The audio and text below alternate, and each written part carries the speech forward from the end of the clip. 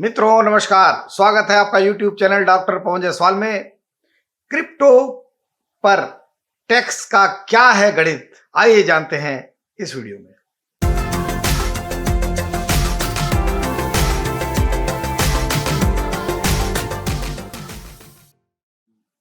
मित्रों, मैं इस वीडियो के माध्यम से आपको क्रिप्टो अर्थात वीडीए अर्थात वर्चुअल डिजिटल असेट के बारे में जो इस बजट के माध्यम से टैक्सेशन प्रस्तावित है 1 अप्रैल सन 2022 से, उसके बारे में विस्तार से चर्चा करूंगा। सबसे पहले तो ये कि क्रिप्टो एक वीडीए है अर्थात क्रिप्टो को वर्चुअल डिजिटल असेट माना गया है। सरकार ने क्रिप्टो को लीगलाइज नहीं किया है। सरकार क्रिप्टो को लॉटरी के भांति मानती है, जैसे घुड़दौड़ से आय होती है, लॉटरी से आय होती है, कैजुअल इनकम की तरह मानती है। पर आप सभी जानते हैं आयकर अधिनियम में चाहे वो वैध आय हो या अवैध आय हो, दोनों पर टैक्स लगता है। हालांकि अवैध स्रोतों से प्राप्त आय पर सरकार अन्य एजेंसीज को भी उसकी सूचना देती है ताकि उस पर समुचित कार्रवाई हो सके। हालांकि टैक्सेशन के एंगल से वैध और अवैध आय में लीगल और इलीगल इनकम में कोई फर्क नहीं है। तो क्रिप्टो को वीडीए मानते हुए, वर्चुअल डिजिटल असेट मानते हुए टैक्स लगाया गया है, लेकिन यह असेट नियमित नहीं हो जाती है। कानूनी रूप से यह असेट टैक्स देने के बाद भी नियमित नहीं मानी जाएगी। शायद सरकार ने डेवलपमेंट के लिए कोरोना के बाद प्रत्येक व्यक्ति को टीकाकरण मुफ्त में प्रोवाइड किया और किसी भी प्रकार का अन्य कोई आयकर में नया टैक्स बर्डन भारत के नागरिकों पर नहीं दिया, तो शायद सरकार को कोई ऐसा स्रोत अवश्य खोजना था जहां पर लाखों करोड़ों की संख्या में लोग गैम्बलिंग कर रहे हैं क्रिप्टो में। तो सरकार ने क्रिप्टो को पकड़ा और उसकी मोडालिटीज तय की और उस पर टैक्स लगा दिया। आइए जानते हैं वन बाय वन कि क्रिप्टो करेंसी पर कितना और कैसे टैक्स लगा। मैं आपको बता दूं, क्रिप्टो करेंसी नहीं है, क्रिप्टो एक वर्चुअल डिजिटल एसेट है जिसकी कीमत बढ़ती ही जाती है, बढ़ती जाती है, बहुत ज़्यादा बढ़ जाती है, अब नॉर्मली बढ़ जाती है। पूरे विश्व में लोग इसका खुलकर कारोबार कर रहे हैं। हालांकि लगभग 10 लाख से ज़्यादा भारतीय भी इस सौदे में इन्वॉल्व हैं। ऐसे में सरकार को लगता है कि इस पर टैक्सेशन लगाने से शायद इसकी जो अबाध गति है इस पर लगाम लगे और नहीं तो कम से कम सरकार को उसका हिस्सा प्राप्त आय के रूप में कम से कम हिस्सा तो प्राप्त होता रहे। अभी तक लोग 2 तरह के लोग थे, एक वो ये जानते नहीं थे कि क्रिप्टो पर टैक्स देना है नहीं देना है बढ़ते मूल्य पर। दूसरा, उन्हें ये भी नहीं मालूम था कि अगर देना है तो किस शीर्षक में देना है। तो ज़्यादातर लोग क्रिप्टो पर कोई इनकम टैक्स नहीं पे कर रहे थे, तो उस पर इनकम टैक्स में क्लैरिटी ला दी गई है कि अब क्रिप्टो से होने वाली आय पर 30% टैक्स लगेगा। तो आप ध्यान रखिए, जब क्रिप्टो से आप इनकम कैलकुलेट करेंगे तो इसे आप इनकम फ्रॉम अदर सोर्सेज मानेंगे। ये कैजुअल इनकम की तरह होगा। यदि आपके माइंड में ऐसा कुछ है कि क्रिप्टो से होने वाली आय कैपिटल गेन मानी जाएगी, तो ऐसा बिल्कुल नहीं है। चाहे क्रिप्टो को आप 1 दिन रख कर बेचें या 10 साल रख कर बेचें, 5 साल रख कर बेचें, हर स्थिति में कोई इंडेक्सेशन का आपको कोई फायदा नहीं मिलना है। क्रिप्टो को जिस कॉस्ट पे आपने खरीदा था, वो कॉस्ट क्रिप्टो को बेचते समय जो आपको सेल्स कंसिडरेशन प्राप्त हो रहा है उसमें से घटा ली जाएगी। शेष जो क्रिप्टो से आमदनी होगी उस पर आपको 30% टैक्स देना पड़ेगा। यह व्यवस्था 1 अप्रैल सन 2022 से लागू हो रही है। अर्थात हर प्रकार से क्रिप्टो की खरीद बिक्री से होने वाली जो मुनाफा है उस पर 30% टैक्स आपको देना पड़ेगा। एक प्रश्न आपके मन में ये आ सकता है कि मेरे पास कई क्रिप्टो करेंसीज हैं और क्रिप्टो करेंसीज हैं, क्रिप्टो को बेचने से या वर्चुअल डिजिटल एसेट्स को बेचने से हमें लॉस हो गया, तो क्या इसके हानि की पूर्ति हम अपने वेतन मकान संपत्ति, बिजनेस, प्रोफेशन, कैपिटल गेन या अन्य स्रोतों से आय से कर सकते हैं? तो इसका उत्तर सीधा सीधा ना है। सिर्फ क्रिप्टो करेंसी की आमदनी को, क्रिप्टो करेंसी के लॉस को उसी वर्ष क्रिप्टो करेंसी से होने वाली आमदनी से ही आप सेट ऑफ कर सकते हैं आपस में। अदरवाइज क्रिप्टो करेंसी से होने वाले लॉस को किसी और असेट से, किसी और आमदनी से आप सेट ऑफ नहीं कर पाएंगे, और ना ही क्रिप्टो से होने वाले लॉस को आप कैरिड फॉरवर्ड आने वाले वर्षों के लिए कर सकते हैं। अर्थात क्रिप्टो से हुआ नुकसान तो वो आपके जेब का नुकसान, और क्रिप्टो से हुआ फायदा तो उस पर देंगे आप 30% टैक्स। दूसरी बात, यह घोषणा होते ही कि क्रिप्टो पर टैक्स लगेगा, तमाम लोग अब क्रिप्टो को अपने रिश्तेदारों को, फ्रेंड्स को, रिलेटिव्स को गिफ्ट की तरह दे रहे हैं। प्रश्न यहाँ पे आता है कि क्या क्रिप्टो पर जो गिफ्ट दिया जाएगा, क्या क्रिप्टो पर जो गिफ्ट है क्या उस पर टैक्स लगेगा? तो देखिए, जाहिर सी बात है, जब आप क्रिप्टो को ट्रांसफ़र कर रहे हैं, गिफ्ट दे रहे हैं किसी को, तो वो ट्रांजैक्शन गिफ्ट क्रिप्टो का ही ट्रांजैक्शन माना जाएगा।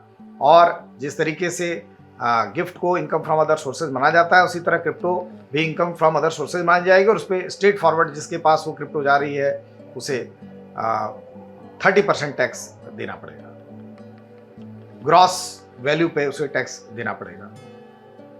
अब एक प्रश्न और आता है कि क्रिप्टो के ट्रांजैक्शन पर भी धारा 194(s) प्रपोज करके उसमें टीडीएस का प्रोविजन इम्पोज किया गया है। वो क्या है, उसके बारे में भी हम यहाँ चर्चा कर लें।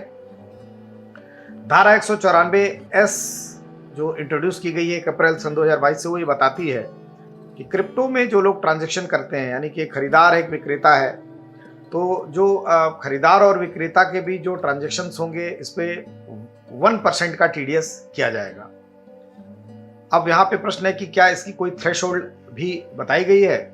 जी हाँ, इसकी थ्रेशोल्ड बताई गई है। क्रिप्टो को खरीदने बेचने के उद्देश्य से करदाता को 2 भागों में विभाजित किया गया है।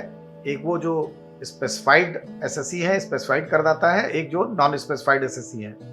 स्पेसिफाइड करदाता में वो करदाता आएंगे जिनकी की profits and gains of business and profession शून्य है, यानी कि ऐसे करदाता जिनकी की पीजीबीपी हेड में कोई आमदनी नहीं है, या ऐसे करदाता जिनकी की व्यापार पेशे से आय तो है, लेकिन अगर वो व्यापार कर रहे हैं तो उनका टर्नओवर 1 करोड़ रुपए से कम है, और अगर वो पेशेरत है तो उनका पेशे से ग्रॉस रिसीट 50 लाख से कम है।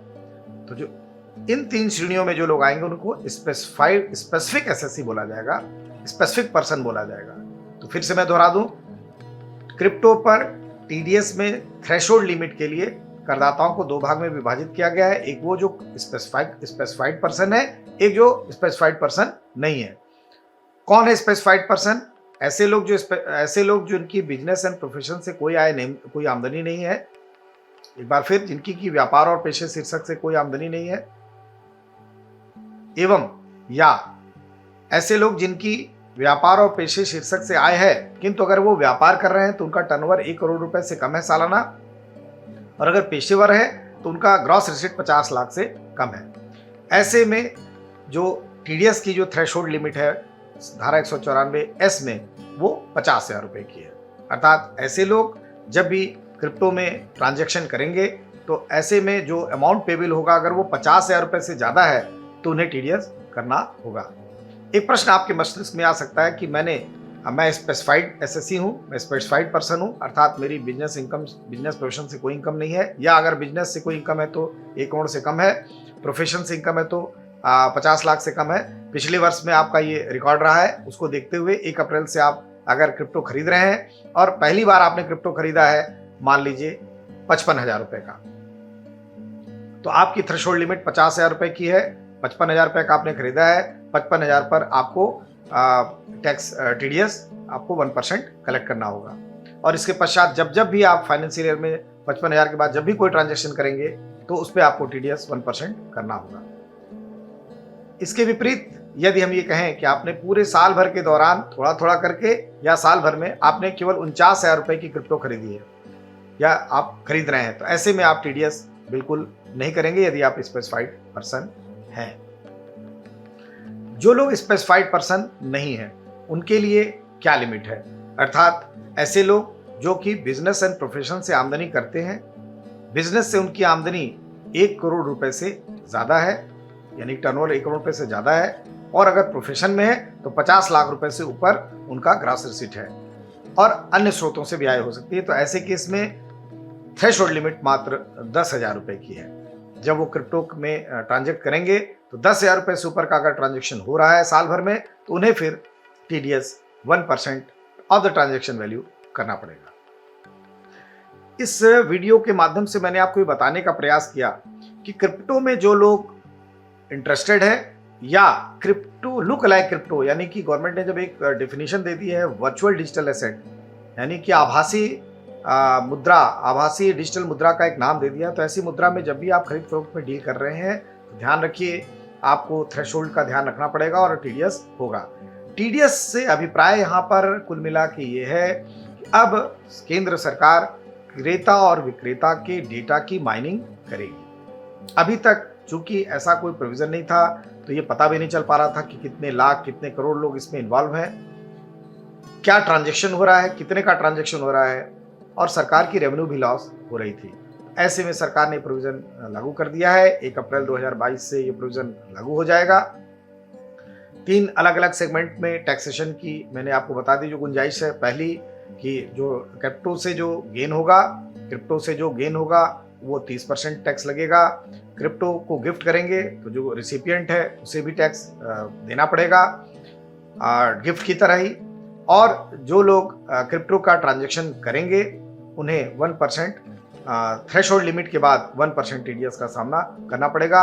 इन सारी स्थिति में आपको पैन नंबर कोड करना अनिवार्य है, टैन नंबर कोड करना अनिवार्य है। आप रिपोर्टिंग करेंगे और रिपोर्ट के माध्यम से स्पेसिफिक रिपोर्ट के माध्यम से केंद्र सरकार को जानकारी होती चलेगी कि क्रिप्टो पर जो टैक्स, क्रिप्टो का जो ट्रांजैक्शन हो रहा है उसको करने वाले कौन लोग हैं। हालांकि क्रिप्टो के ट्रांजैक्शन से जो 1% TDS कलेक्ट किया जाएगा या TDS किया जाएगा, इसका क्रिप्टो के टैक्सेबिलिटी से कोई मतलब नहीं है। साल के अंत में आप अपना रिटर्न भर के उस 1% की क्रेडिट ले लेंगे। ये 1% जो TDS होगा थ्रेशोल्ड लिमिट के ऊपर, 10,000 या 50,000 की थ्रेशोल्ड लिमिट के ऊपर ट्रांजैक्शन की, वो आपका एक तरह से एडवांस टैक्स होगा। साल के अंत में इसको आप एडवांस टैक्स की तरह अपने रिटर्न में दिखाकर इसका एडवांटेज लेंगे। कुल मिलाकर ये पता चलता जाएगा गवर्नमेंट को कि आपने कितनी क्रिप्टो खरीदी, कितनी क्रिप्टो बेची। वैसे तो सूत्र ये बताते हैं कि शायद सेंट्रल गवर्नमेंट आने वाले समय में क्रिप्टो पर शायद 28% तक GST लगाने का भी विचार कर रही है। तो शुद्ध रूप में अगर ये बोला जाए, जैसा हम लोग पहले जानते थे कि कैजुअल इनकम एक हुआ करता था जिसकी कि सेट ऑफ कैरी फॉरवर्ड बड़ा रिस्ट्रिक्टेड था, इसमें कोई लॉस नहीं अलाउ होता था, ठीक उसी प्रकार क्रिप्टो को भी माना गया है। क्रिप्टो को लीगलाइज नहीं किया गया है, वीडियो को अभी लीगलाइज नहीं किया गया है, क्रिप्टो रूपी वीडियो को लीगलाइज नहीं किया गया है, और इस पर सीधे 30% टैक्स लगाने की बात की गई है। 30% टैक्स ही नहीं साथियों, इस पे जो सेस और जो सरचार्ज होगा वो अतिरिक्त लगेगा 30% के अलावा। तो ध्यान रखिए, कुल मिलाकर गवर्नमेंट का ये कहना है कि क्रिप्टो से अगर आप कोई गेन करते हैं तो ये शॉर्ट टर्म लॉन्ग टर्म नहीं होगा, नहीं कैपिटल गेन का पार्ट नहीं, इनकम फ्रॉम अदर सोर्सेज है। जो भी गेन होगा उसका 1/3 सरकार अपना मानती है, आपसे कहती है कि आप 1/3 उसका सरकार को दे दीजिए और 2/3 अपने पास मुनाफे का रख लीजिए। आशा नहीं पूर्ण विश्वास है कि वीडियो आपको अच्छा लगा होगा, जानकारी पूर्ण होगा।